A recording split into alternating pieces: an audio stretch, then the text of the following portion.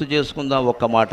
ఏడుస్తూ పుట్టాం, అప్పుడు అందరూ చుట్టూ ఉన్నవాళ్ళు నవ్వారు మనం పుట్టినప్పుడు, అంతే కదండి. మనం ఏడుస్తూ పుట్టాం, చుట్టూ ఉన్నవాళ్ళు నవ్వారు.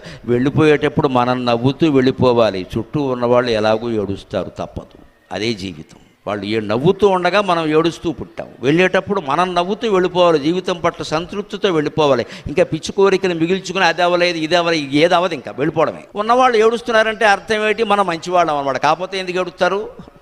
పోతే మా బాగా పోయేళ్ళే అనుకుంటారు, లేదా మొహమాటానికి ఏడుస్తారు.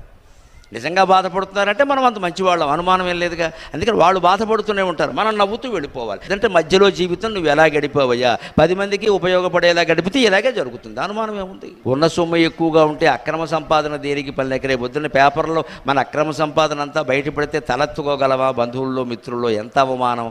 అంతకంటే ఆయన బతికినంతకాలం నీతిగా బతికాడండి, వెళ్ళిపోయాడు చిన్నతనంలో అంటే ఎంత ఆనందంగా ఉంటుందండి ఆ విషయం.